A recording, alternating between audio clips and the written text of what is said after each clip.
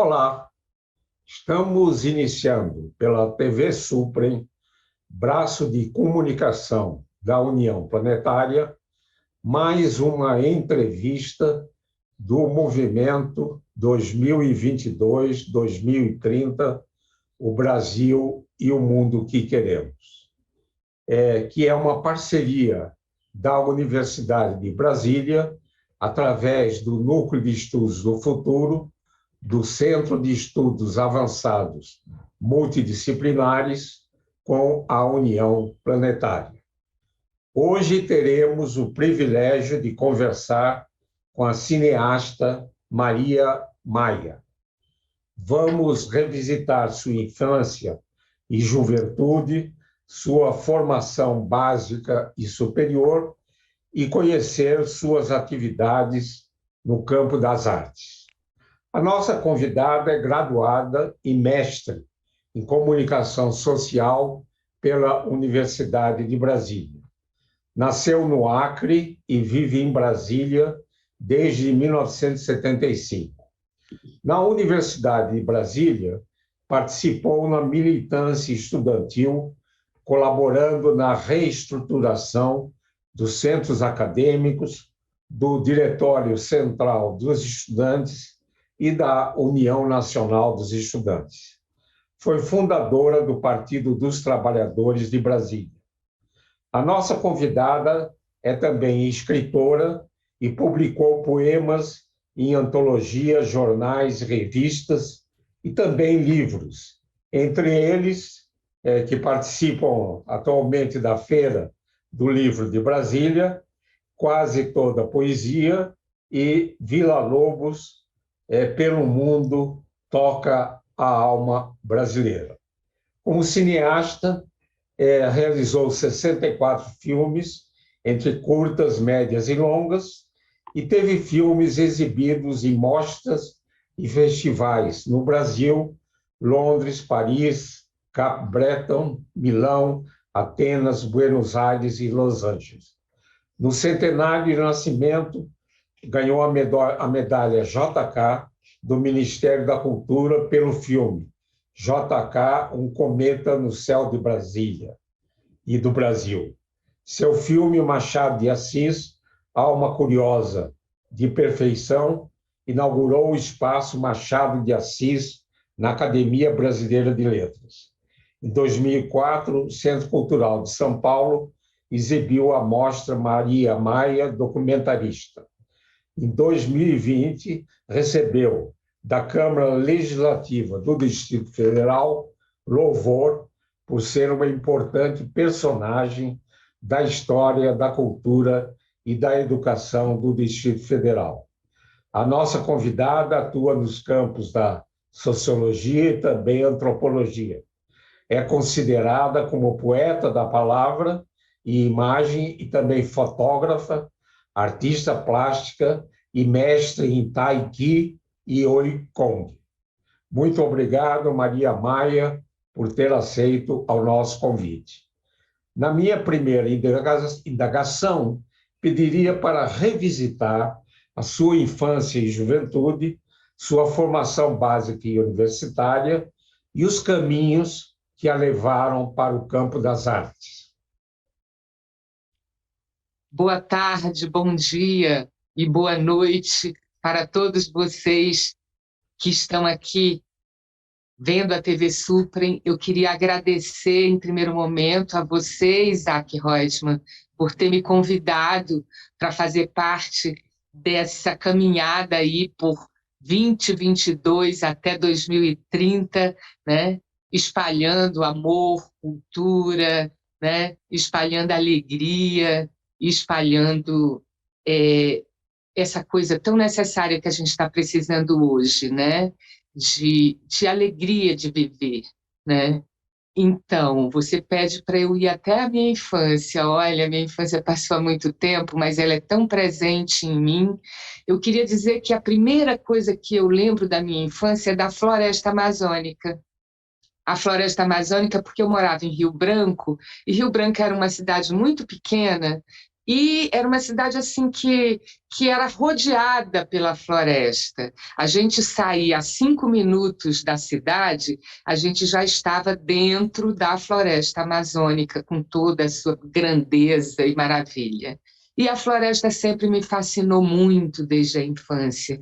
Aquela proliferação de vida, de ar puro, né? De vida vegetal e vida animal, né? E aquela coisa toda que nos cercava, que nos circundava, que circundava a minha infância, foi a coisa mais importante para eu ser artista, porque aquela profusão de coisas fomentou em mim, né, uma profusão também de linguagens, né, uma trama de articulação entre linguagens que eu falo, que eu sou uma artista, uma poeta da palavra e da imagem.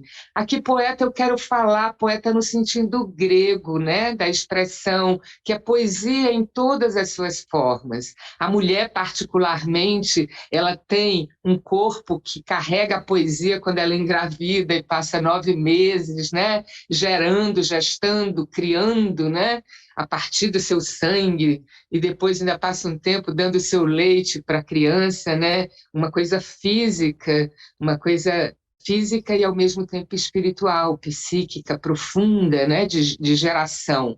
Então, e a floresta é isso, né, uma mãe generosa, né? Eu acho que tem duas coisas muito importantes, a floresta e o mar. O mar eu só fui conhecer na adolescência e vi aquela também profusão de imensidade, né, na minha frente. Fiquei muito encantada quando eu vi o mar já com 12 anos de idade. Mas a floresta, então, foi isso. E, por outro lado, eu nasci numa família assim que eu tinha irmãs mais velhas, eu era mais nova, de 6 filhos, né? Então a minha irmã mais velha, a Rosa, ela desenhava, pintava, a outra irmã também, Milda, elas desenhavam, pintavam, tinha aqueles cadernos de desenhos, né? E tudo, e aquilo tudo hoje eu vejo que fazem parte da minha formação, né? Aquela alimentação que eu tive na infância pela arte, né? Literatura, essa irmã Rosa, ela fazia o curso de letras na Universidade Federal do Acre e ela tinha muito interesse, assim, eu decorava de pequena, eu decorava poemas de Vinícius de Moraes, né? Enfim, e outros poetas maravilhosos que eu ficava com ela ajudava a cuidar de mim quando minha mãe ia trabalhar e ela estudava e eu ficava ali absorvendo aqueles desenhos, aqueles poemas, aquelas coisas todas que fizeram parte da minha formação, né? Eu estudei em colégio de freiras, as Servas de Maria, no Instituto São José, e lá também eu tive muito apoio, digamos assim, muita sustentação para esse meu ser poético de hoje, sabe?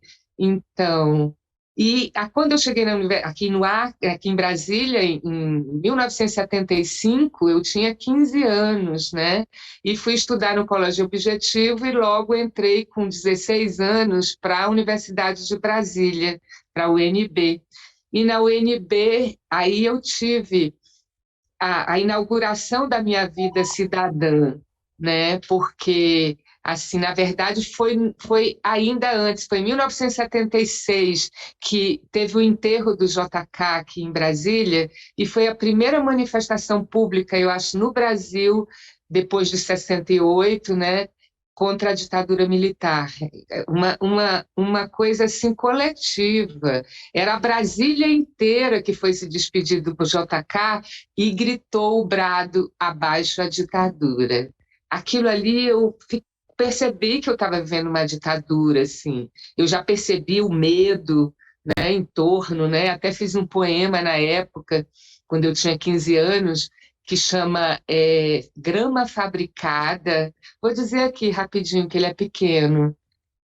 Que fala desse medo da ditadura, né? O medo que ela espalhava no inconsciente coletivo. E eu, muito jovem, captei e fiz esse poema.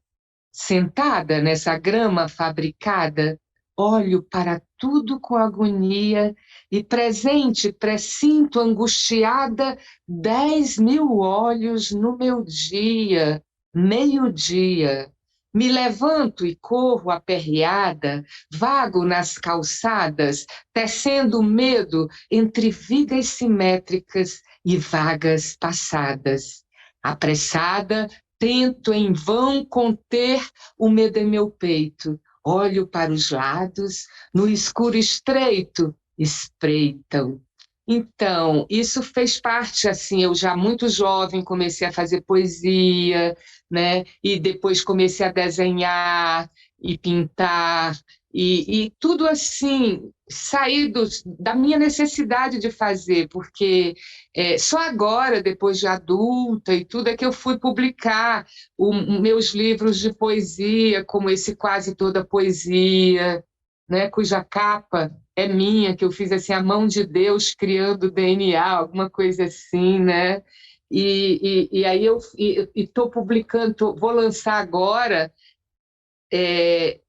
no sábado, dia 25 de junho, e no dia 29 de junho também, no Beirute, e no sábado eu vou lançar aqui na Feira do Livro de Brasília esse Poema Ação, que é o meu mais novo livro, é um livrinho aqui, né, que tem até uma parte interna com desenhos e fotografias que eu fiz também, né, e que eu resolvi incluir nesse livro, né, para mostrar um pouco esse meu trabalho com a imagem, né.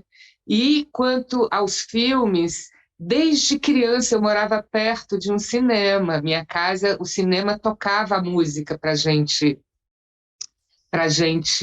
ir assistir, as crianças iam correr tomar banho para ir ao cinema, eu levava a minha garrafinha d'água para assistir os filmes do Sérgio Leone, aqueles filmes maravilhosos que o Sérgio Leone fazia com a música do Ennio Morricone, e eu levava a garrafinha d'água porque os filmes mostravam o oeste americano, aquela seca, né, e tudo, e aí eu ficava com sede, me influenciava, e eu levava minha garrafinha para beber água na hora que vinha aquelas cenas de seca, né, assim, daquelas coisas americanas, daquelas paisagens americanas do oeste. Então é isso, é um pouco isso. E o cinema me fomentou muito. Aqui em Brasília tive a oportunidade de assistir muito no Cine Brasília os filmes que o Da Mata programava, né? O Da Mata era um grande programador do Cine Brasília, da cultura, do Cine Cultura, que tinha um cine lá na cultura inglesa, e também aquele cinema que chamava Cinema da Escola Parque. Ele programava assim com mostras Nelson Pereira dos Santos, mostra neorrealismo italiano, mostra, e aí me alimentou, né, essa coisa, porque o que eu faço para que sustenta a minha vida até hoje é cinema, é audiovisual, né? Os poemas eu publico e tudo, mas com muita dificuldade, não gera recurso, não gera dinheiro, né, e tal, mas o cinema é disso que eu vivo, é isso que disso que eu sobrevivo e ponho comida na minha mesa. Maria Maia, como cineasta, teve uma notável produção de filmes. Poderia destacar alguns que tiveram grande repercussão? Olha, eu vou destacar um que chama Levi-Strauss, Saudades do Brasil. Esse é um longa-metragem. Ele teve uma circulação internacional muito intensa, muito grande. Ele passou até no Beaubourg, na França, né? Assim que eu reconheço o Beaubourg como um grande museu e tudo, e lá tem uma sala e tal. Lévi-Strauss, ele passou lá, né? Mas eu gosto, assim, por exemplo, dos meus longas, eu tenho muito amor pelo longa que eu fiz, que chama Chico Mendes Vive, onde eu revisito através das palavras de Chico Mendes, uma entrevista que ele tinha dado quando era vivo, né? E outras imagens, né, que a gente coletou na pesquisa e tudo, que chama Chico Mendes Vive, e é um libelo pela floresta amazônica. E a gente não deve esquecer que a floresta, nesse momento, está tão ameaçada, ou até mais, do que na época do Chico Mendes, né?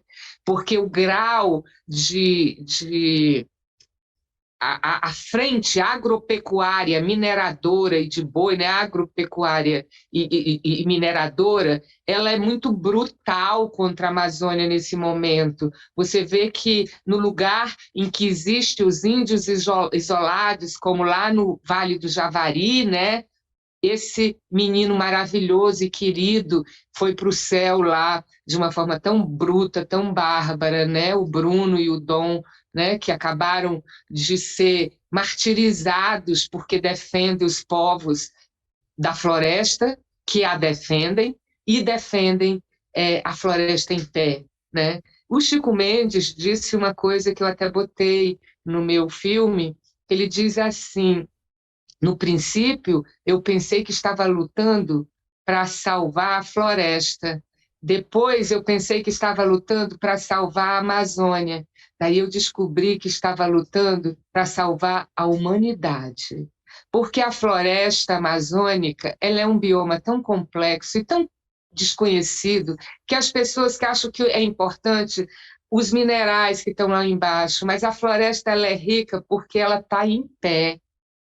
Quando ela secar, tirarem a cobertura vegetal, aquela região vai desertificar rapidamente, porque ela é uma região quaternária, é uma floresta recente, então a cobertura vegetal dela é muito próximo, o solo, o subsolo e a água é muito próximo da cobertura vegetal, é tanto que tem os rios, né? Aqueles milhares de rios que em cima, né? Eles vêm para a terra, né? Então, é muito importante a floresta amazônica. Eu acho que das demandas brasileiras hoje, a fome e a floresta, a defesa da floresta são as mais urgentes, né? A gente vai ter a educação, a saúde, tudo mais que está exigindo urgência, né? E que a gente acha que tem um caminho agora para resolver, né? Aí com o Lula mesmo, que essa é a grande questão, né? Ele que vai dar conta, porque ele tirou o Brasil do mapa da fome, quando ele era presidente. Em 8 anos, a gente teve uma era em que tudo crescia no Brasil, a economia crescia, mas o povo crescia com ela. E como ele diz, a economia crescia porque ele incluiu o povo. Porque ele incluiu o povo no orçamento, porque o salário mínimo aumentava todo ano, porque ele criou 20 milhões de emprego, né? Então, eu acredito no Lula por isso, porque ele já fez. E o pior, ele foi martirizado porque fez, porque ele foi preso, condenado. Depois a justiça mostrou que todos os 25 processos contra eles, nenhum tinha fundamento, foi motivado pelo ódio, né? E pela uma inserção de interesses externos alheios, que botou esse Moro lá no lugar que colocou, né? Para tirar o presidente Lula do páreo naquela eleição, né? Que ganhou essa pessoa famigerada que está aí, que a gente não consegue nem pronunciar o nome, que faz mal. Então eu acredito nisso, sabe, Isaac? Eu acredito no futuro. Eu sou uma pessoa assim como o Lula. Eu tenho uma vontade de futuro, sabe? Uma vontade de resolver os problemas brasileiros. Outro filme que eu fiz foi o Darcy Ribeiro. Darcy, um brasileiro, é um longa-metragem também, que era outra pessoa dessa estirpe, da vontade de resolver os problemas brasileiros, acreditava no lado bom do Brasil, porque o Brasil tem um lado bom tão grande, tão forte. O povo brasileiro é aquele povo que sai 4, 5 horas da manhã para chegar 9 horas no trabalho, enfrentando 2, 3 horas de condução, né? É um povo que às vezes está na desgraça como está agora, mas não perde a sua força, né? A sua vitalidade, a sua vontade de criar. E eu acredito nesse lado do povo brasileiro. Esses que estão aí não acreditam, esses que estão governando agora não acreditam nisso. Eles acreditam no ódio, na arma. Nós acreditamos na leitura, no livro, na saúde, na educação, na vacina, na ciência, na tecnologia. Nós acreditamos no cinema brasileiro, que ontem foi o Dia do Cinema Brasileiro, e eu, como realizadora, nós estamos com o pires na mão, nós não temos de onde tirar recursos para fazer filmes, né? Porque o fundo setorial que foi criado pelo presidente Lula, fundo setorial do audiovisual, foi desmantelado e foi colocado a serviço, né, dos milicianos, né? Então é isso, Isaac. Eu destaco esses filmes, o JK, Um Cometa no Céu do Brasil, que foi outro homem da estirpe do Lula, né? Do presidente Lula. É um homem que fez pelo Brasil, criou em 50 anos, 25, como ele disse, né? Ele fez 30 metas de 31, porque Brasília foi a 31ª. Então eu acredito no cinema como um espelho da nossa vida, da nossa sociedade, da nossa cultura. Todos os realizadores estão falando de problemas brasileiros, de questões brasileiras, de soluções brasileiras, e o meu trabalho nesses 64 filmes, dos quais eu fiz 9 longas, 14 médias até 70 minutos e o resto de curtas, eu acredito que a gente vai voltar a fazer um cinema de qualidade, porque nós temos realizadores que, quando realizamos, o mundo inteiro olha para o que a gente faz. Cineasta Maria Maia, concordo plenamente que a floresta amazônica não pode ser conduzida pela barbárie, pelo ódio, pela violência. Ela precisa ser olhada com carinho, com amor, assim como todos os biomas desse planeta, todos os animais e, sobretudo, a nossa relação entre seres humanos. Poderia, na sua visão, nos falar da importância da arte como instrumento na educação e na vida cidadã dos brasileiros e brasileiras? Certamente, Isaac, porque Nietzsche, o filósofo Friedrich Nietzsche, disse certa vez que nós temos a arte para que a realidade não nos destrua. Eu acredito nisso. Eu, como artista, sou uma pessoa pela vida. E a vida exige arte, a vida necessita de arte. Não só a vida em tempos de barbárie, nesse tempo é que a gente precisa mesmo se segurar na arte, mas no tempo mesmo, por exemplo, de mais calma social, mais calmaria social, como tivemos na época do Lula, do presidente Lula, como ele fomentou a arte, né? O cinema, a Ancine, ela produzia 100 e tantos, 200 e tantos filmes por ano, né? Então, e tinha programas como aquele programa do Revelando os Brasis, que eles pegaram cidadezinhas de até 100 mil habitantes e botaram suas próprias, ensinaram a fazer produções lá na cidade para ver suas próprias vidas, suas próprias realidades, né? Então, a cultura precisa ser fomentada politicamente.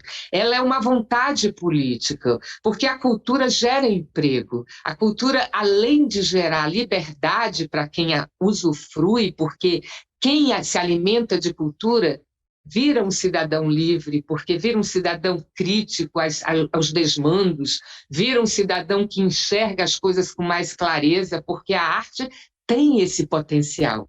A arte tem essa capacidade de nos levar para além de nós mesmos, né? Essa capacidade de nos identificarmos enquanto cidadãos do mundo, porque eu sou brasileira, graças a Deus, acriana da floresta, mas eu sou uma cidadã do mundo, eu respeito o ser humano em todos os lugares que ele está, com todas as suas culturas. Todas elas fazem parte do aporte humano para a cultura. A cultura é essencial para a existência humana. Sem cultura, a gente morre como uma flor seca se a gente não botar água. A cultura é a água, é o ar que a gente respira. A cultura é muito importante.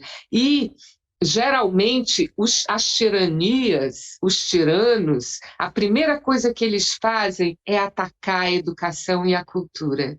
Eles tiram logo, eles dizem, isso não interessa, né? E nós temos no Brasil uma elite muito perversa que ajuda essas pessoas malignas a irem por poder chegar lá em cima, assassinar a cultura brasileira, como eles assassinaram. Só não assassinam porque o povo brasileiro é muito rico e dentro de si, mesmo sofrendo, ele consegue produzir, fazer, né? E colocar para fora. Mas quando é incentivado por política pública, como o presidente Lula disse agora que vai fazer, né? Ele vai fazer uma revolução cultural no Brasil. Ele vai promover a cultura porque ele acredita, como eu, ele acredita que a cultura gera muito emprego, é muito importante, né? É muito importante para fomentar o espírito, para fomentar as mentes, né? E para fomentar a nossa vida cotidiana, né? A gente precisa de cultura como a gente precisa de comida, de ar puro, de comida sem agrotóxico, né? De comida livre dos pesticidas, de comida que seja mais orgânica, né? Que venha da terra, porque a terra é tão generosa que ela nos dá a comida perfeita. Aí o homem não, os capitalistas vão e jogam veneno. Esse governo aí botou 1.500 venenos na mesa do brasileiro. Isso é câncer, isso é doença para a mesa do brasileiro, dos que estão comendo, né? Porque os outros estão morrendo de fome. A gente sai aqui em Brasília, vai aqui no comércio local, né, do plano piloto e vê 4, 5, 6 pessoas dormindo no meio da rua com uma coberta, quando tem uma coberta, vivendo como o ser humano vivia na época do Neolítico. As pessoas de 30, 40 anos coletando o resto de comida nas latas dos lixos, né? Isso o Brasil não merece. Esse não é o Brasil que eu reconheço. Esse é um Brasil com B minúsculo. Esse é um Brasil com B desse bolsonazismo. Nós temos o Brasil com B maiúsculo, do Darcy Ribeiro, do JK, do Machado de Assis, que é outro longa que eu fiz. Nós temos esse Brasil tremendo, enorme, do Chico Mendes, né? O Brasil que gerou um Chico Mendes que foi um líder, uma pessoa que tinha uma cabeça extraordinária, uma capacidade de ver a realidade, de enxergar e de contribuir para que a floresta não fosse destruída. E a morte dele causou uma comoção no mundo, como está causando essa do Bruno e do Dom, né?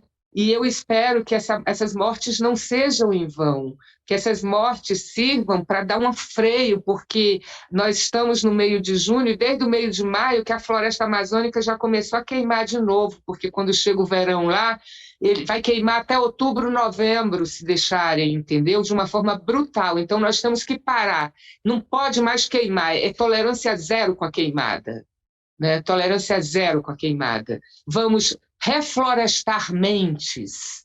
Vamos reflorestar a floresta que já foi destruída e reflorestar as mentes do Brasil e do mundo para ver a floresta em pé, para ver o cerrado em pé, para ver o pampa em pé, para ver a Mata Atlântica ali que continue a parte que já não foi destruída, né? Porque nós temos que ter tolerância zero. E quem está tendo nesse momento no Brasil a coragem de fazer isso são os indígenas. Essas mulheres indígenas vieram ano passado e vieram esse ano a marcha indígena, veio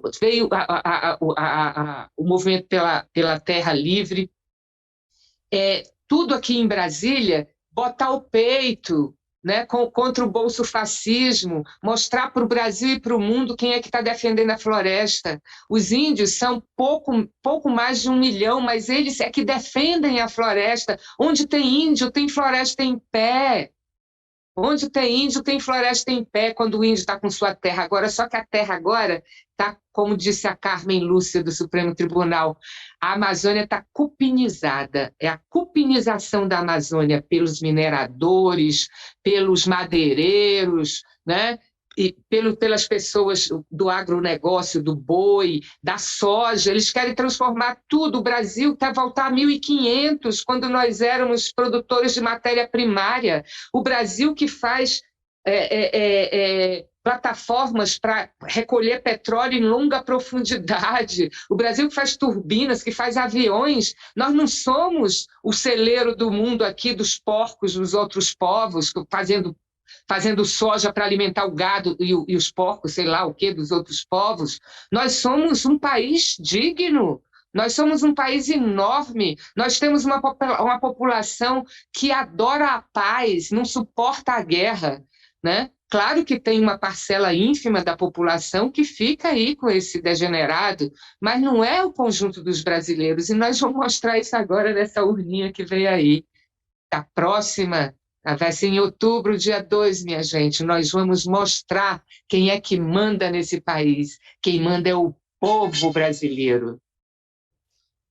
Cineasta Maria Maia, gostei muito da expressão reflorestamento das mentes, né? É isso que nós precisamos, porque todas as outras virtudes virão depois desse reflorestamento da mente, que significa saber pensar, tirar suas conclusões, ter o pensamento crítico, e que não tem outro jeito, vem através de uma boa uma educação cidadã. Cineasta Maria Maia, o movimento 2022-2030, o Brasil que queremos, ele procura envolver os jovens para a construção de caminhos para termos um Brasil e um mundo melhor e mais justo.